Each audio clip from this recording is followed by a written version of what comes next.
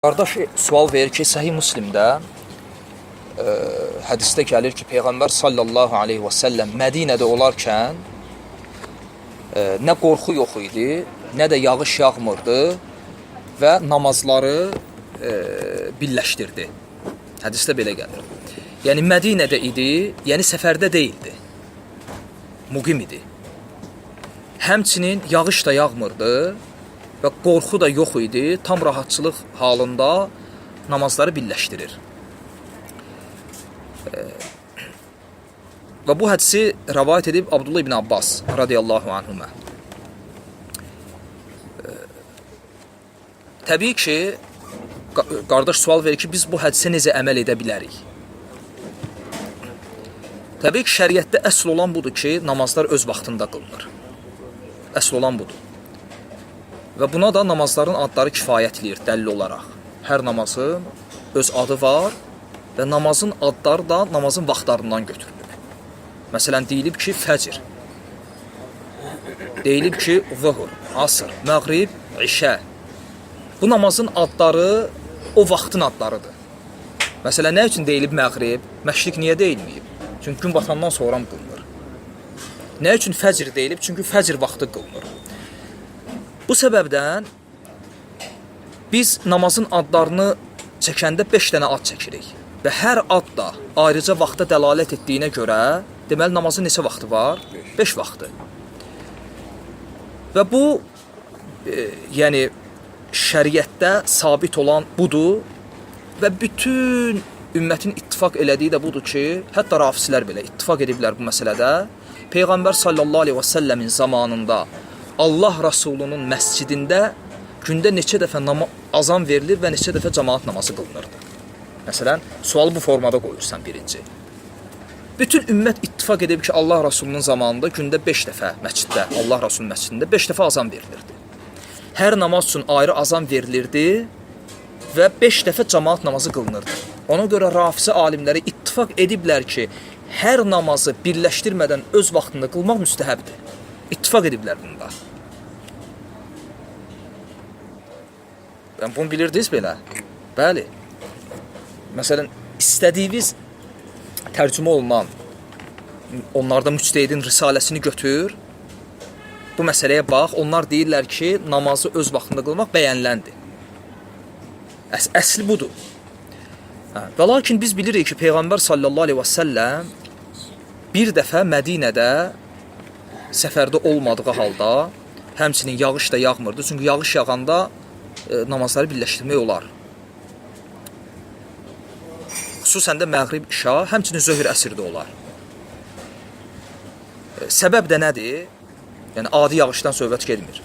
Şiddətli yağış, yəni leysan yağışı yağsa, zöhr, əsri, məğriblə işanı birləşdirmək olar. Səbəb cəmaat namazının vacib olmasına görə.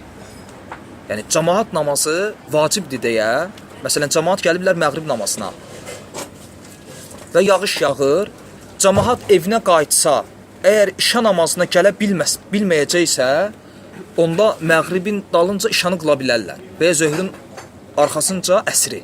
Yəni, yox, təbii ki, yəni evdə oturmuşsan, yağış yağır, mən zöhrün əsri birləşdirirəm, yox, burada səbəbdən söhbət gedir. Onu da məscidin imamı təyin edir, o qərar verir ona.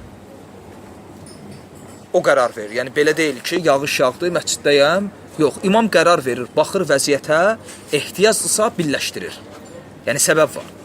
Və lakin Allah Rasulü yağış da yağmadığı halda, səfərdə olmadığı halda və heç bir qorxu da yox, tam əminəmanlıqda namazları birləşdirir və həmin hədisi İbn Abbas radiyallahu anhümə rəvayət edəndə, tabiinə nəql edəndə, tabiin təəccüblənir. Və tabiin o hədisi İbn Abbasdan götürür, gedir Abu Hüreyrənin yanına. Deyir ki, İbn Abbas belə şey nəql etdi. Düz deyir, yəni Allah Rasulunun zamanında belə olub. Abu Hüreyrə deyir ki, bəli, düz deyir, olub. Fikir verin, bu hədisdə bir incə dəlil var. Yəni, hədisdə dəlil var ki, onlar belə şey görməmişdilər. Tabiin gözünü açıb nə görüb? gündə 5 dəfə azan, 5 vaxt namaz. İbn Abbasdan ona müxalif bir şey eşitdi, təəccübləndi. Yəni bu hədisin özündə dəlil var ki, əsl olan budur. Ki, sahabələr, tabiinlər, bütün əsrlər boyunca müsəlmanlar məsciddə gündə 5 dəfə azan verib, 5 dəfə namaz qılıblar. Və lakin bəzi alimlər, onlardan ən əsaslarından İbn Həzm, həmçinin Şeyxülislam İbn Teymiyyə rəhməhullah, həmçinin İmam Əhməd bu hədislə hökm veriblər. Və deyiblər ki, insan ola bilər, səfərdə olmasın, evində olsun və yağış, qorxu kimi heç bir problem də olmasın və lakin müəyyən səbəblərə görə namazları birləşdirsin. Məsələn, o səbəblərdən birisi ola bilər xəstəlik. Həmçinin o səbəblərdən birisi ola bilər işlə əlaqəli, adət etmədən. Çünki əslində İbn Abbasın rəvayət etdiyi hədisdən bu anlaşılmır ki, Allah Rasulü heç bir səbəb olmadan namazları birləşdirib. Yox. Belə bir şey yoxdur hədisdə. Hədisdə belə bir şey yoxdur ki, heç bir səbəb olmadan. Hədisdə gəlir ki, Mədinədə idi, yağış yağmırdı, əmin amanlıqda idi və birləşdirdi. Və lakin orada səbəb var idi. Ona da dəlil, tabiin İbn Abbasdan soruşanda ki, nə üçün belə etdi? İbn Abbas deyir ki, cəmaatı çətinliyə salmaq istəmədi. Fikir verin, hədisdəki fiqhə. Bu məlumdur ki, Allah Rasulunun zamanında həyatında bir dəfə olub. Bir dəfə olub. Və həmin vaxt, həmin gün deməli cəmaatı sıxıntıya salacaq nəsə olub. Və lakin hədisdə o zikr olunmur. Belə hədislər çoxdur. Yəni, məgər hər nazil olan ayənin nazil olma səbəbi bilinir?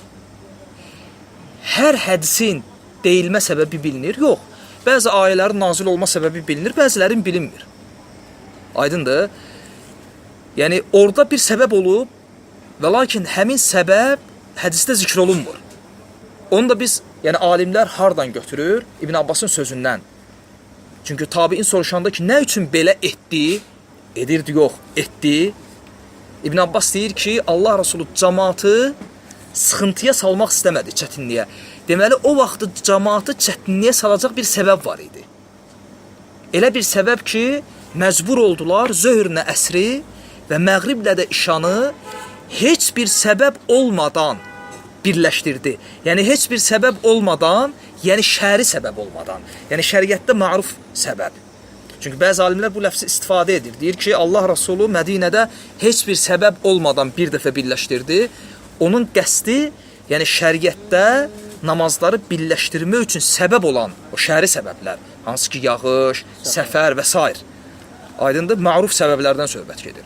O səbəbdən bəzi alimlər, məsələn, İmam Əhməd rəhməhullah, bu Həmbəli məzhəbində yəni etibarlı görüşdür. Həmçinin Zahir məzhəbində İbn Həzm, həmçinin Şeyxülislamın tərcih etdiyi rəylərdəndir ki, insan ehtiyac olsa, məsələn, elə bir haldadır ki, bu bilir ki, zöhr namazını qılır,